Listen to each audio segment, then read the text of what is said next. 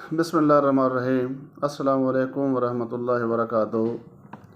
अल्लाहुम्मा सल्लि अला मुहम्मद नबी अलमी व अला आलिहि वसल्लम तस्लीमा। दोस्तों, इज़्ज़त और ज़िल्लत ये जो है ना, ये मेरे मालिक के हाथ में है। इंसान भले कुछ भी करे, अगर उसके नसीब में इज़्ज़त है तो उसको इज़्ज़त मिलेगी, अगर ज़िल्लत है तो उसको ज़िल्लत मिलेगी। हाँ, जो लोग अल्लाह और उसके रसूल सल्लल्लाहु अलैहि वसल्लम की मानते हैं, यानी जो अल्लाह और उसके रसूल सल्लल्लाहु अलैहि वसल्लम के अहकामात पर अमल पैरा लोग होते हैं, वो दुनिया में कभी जलील नहीं होते। मैं मुख्तसरन आप लोगों के सामने एक बात रखूँगा कि करीम आका सल्लल्लाहु अलैहि वसल्लम ने जब हज़रत अबू बकर सिद्दीक़ रज़ी अल्लाह ताला अन्हो को हुक्म दिया कि जाओ और बिलाल को रिहा करवा के लाओ, तो जो हज़रत बिलाल रज़ी अल्लाह ताला उनका मालिक था उमैया, उस वक्त वो उनके ऊपर तशद्दुद कर रहा था और उनके सीने के ऊपर पत्थर रखा हुआ था। जब आप पहुँचे तो आपने उसे कहा कि ये ग़ुलाम मुझे भेज दो, तो उसने बोला ठीक है मैं भेज देता हूँ, मैं इसके 200 दिनार लूँगा।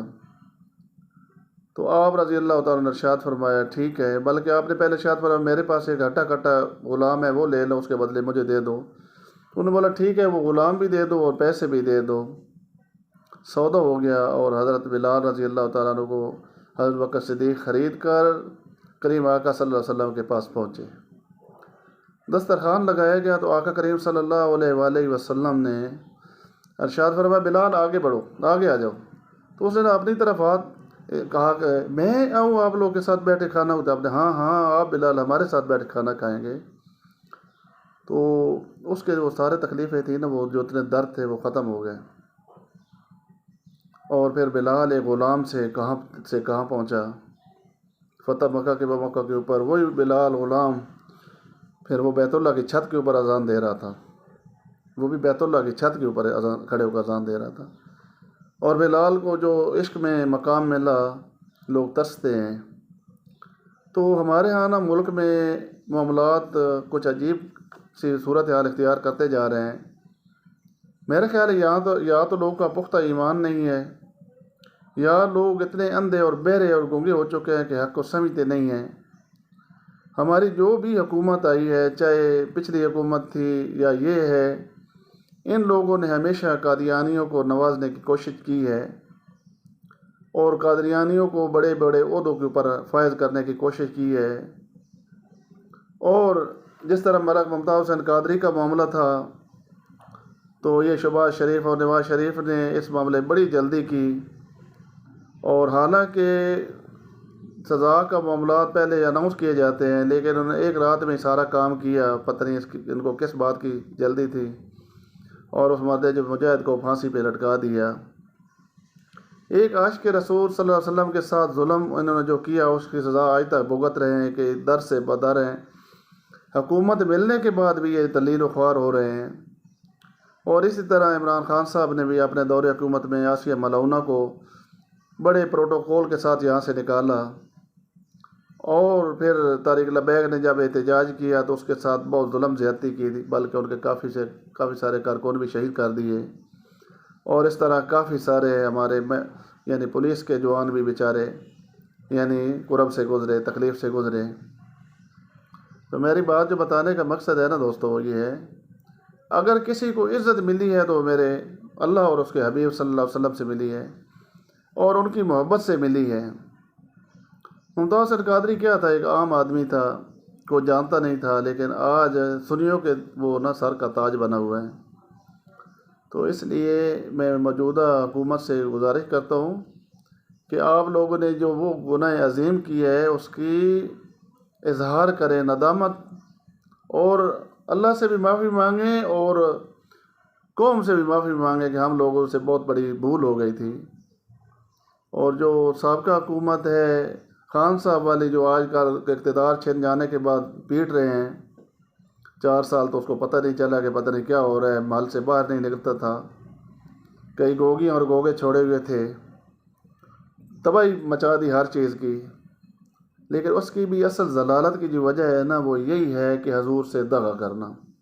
ویسے تو یہ سارے نام نہاد عاشق ہیں جناب، جس کو بھی چھیڑو وہی بولتا ہے میں عاشق رسول ہوں۔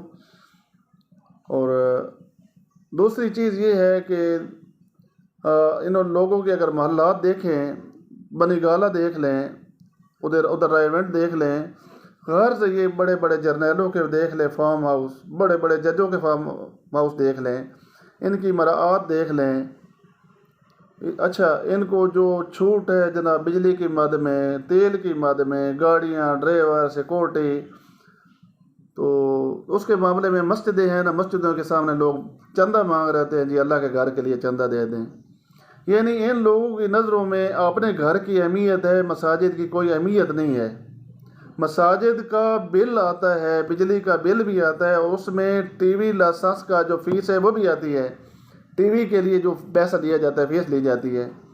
یعنی ایسی بے حس قوم ہو گئی ہے جس کو اس چیز کا پتہ ہی نہیں ہے کہ کرنا کیا ہے۔ ذلیل نہیں ہوگی تو اور کیا ہوگا؟ کبھی کسی جرنیل نے یہ بات کی ہے کہ مساجد کا بل نہیں لینا چاہیے، مساجد کے لیے چندہ نہیں مانگنا چاہیے؟ پھر ہم کہتے ہیں یہ مساجد اللہ کا گھر ہے اور اللہ کے گھر کے لیے ہم بھیک مانگ رہے ہیں۔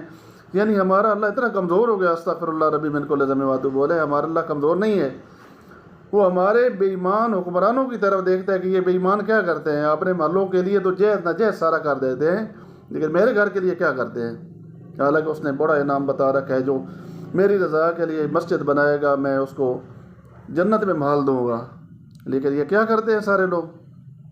اگر کوئی ذمہ دار آدمی یہ میری بات سن رہا ہے، میں دعوے سے بات بتا رہا ہوں کہ جب تک آپ لوگ مساجد کے لیے باقاعدہ ایک فنڈ نہیں مہیا کیا کریں گے، ایک ادارہ نہیں بنائیں گے کہ مسجد کی تعمیر جہاں ضرورت ہوگی وہاں پہ بنائی جائے گی اور سرکاری خرچے پہ اوپر بنائی جائے گی، اگر جب تک حکومت اس معاملے میں مخلصانہ کردار ادا نہیں کرتی تب تک آپ لوگوں کا بھیک مانگنا کشکول آپ لوگ کا مقدر ہے۔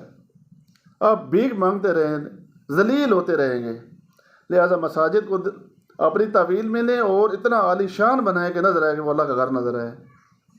ادھر بڑے بڑے فارم ہاؤس ہیں جناب، جدھر جائیں، جس شہر میں جائیں، یہ کس کا ہے جی، یہ فلاں جرنل کا ہے، یہ فلاں جج کا ہے، یہ فلاں جو ہے پراپرٹی آئیکون کا ہے، یہ فلانے کا ہے، یہ فلانے کا ہے، یہ ڈائریکٹر کا ہے، یہ پولیس کے آئی جی کا ہے جناب۔ اگر ان کے اخراجات دیکھیں اور ان کے معاملات دیکھیں تو ساری بات تو سمجھ آ جاتی ہے۔ اگر بھائی حقیقت بولے تو پھر حقیقت کے سامنے تو پھر اچھی جو حق بات ہے وہ تو کسی کو اچھی لگتی نہیں ہے نا۔ پھر بولتے ہیں یہ لوگ جو ہے نا، یہ مولوی جو بڑے غلط لوگ ہوتے ہیں جناب، مولوی ایسا کرتے ہیں اور ویسا کرتے ہیں۔ ہر آدمی کو جو جتنا بنا رہے ہیں نا اس کو اس کا حساب دینا ہے۔ اور میں اب لوگ یہ دعوے سے بات کر رہا ہوں کہ جو لوگ حرام کی کمائی اکٹھی کر کے اپنی اولاد کے لیے رکھتے ہیں، وہی اولاد کل ان کی قبروں کے اوپر فاتح بھی نہیں پڑے گی اور گناہ اور وہ سزا وہ بھگتیں گے۔ اور مجھے تو تعجب ہوتا ہے کہ ایک آدمی کی فرض کی 50,000 تنخواہ ہے اور اگر وہ 1 لاکھ یا 2 لاکھ کا اخراجات کر رہے ہے تو اس کی بیوی کو بھی شرم نہیں آتی کہ وہ بول دے کہ یہ کہاں سے پیسہ آ رہا ہے، اس کے بچوں کو بھی شرم نہیں آتی کہ یہ پیسہ کہاں ہے، ابو جی پیسہ کہاں سے لا رہے ہو۔ لیکن افسوس ہے ہمارا میڈیا یہ کردار ادا کر رہا ہے کہ عشق کس طرح کرنا ہے، گھر سے بھاگنا کس طرح ہے، لو سٹوریاں کس طرح بنانی ہے، یہ نہیں بناتا کہ کردار کس طرح بنانا ہے، قوم کو کس طرح متحد کرنا ہے، قوم کو کس طرح انتشار سے بچانا ہے۔ بلکہ یہ ڈرامے آپ نے دیکھ لیں، جتنی فحاشی ہے یہ ساری کے سارے ڈراموں سے لوگ لے رہے ہیں۔ اگر یہی ڈرامے اس انداز میں ہوتے، ایسے کردار ہوتے کہ جو حلال کا رزق کمانے والا اس کی عزت ہوتی، اس کا وقار ہوتا، اس کو زمانے میں عزت دکھائی جاتی، اور پھر بچوں کو وہ چیز جب سامنے دیکھتے تو وہ اپنے والد سے سوال کرتے کہ ہمیں رشوت کا پیسہ گھر نہیں چاہیے، ہمیں حرام کی کمائی گھر میں نہیں چاہیے۔ تو دوستو یہ ہے کہ عزت جو ہے نا وہ اللہ رسول کی ماننے سے ہے۔ جسے عزت چاہیے، جسے سکون چاہیے، وہ اللہ اور اس کے رسول کی مانے، دنیا میں بھی کامیاب ہوگا اور آخرت میں بھی کامیاب ہوگا۔ اللہ تعالیٰ ہم سب کو عمل کی توفیق عطا فرمائے، آمین ثم آمین۔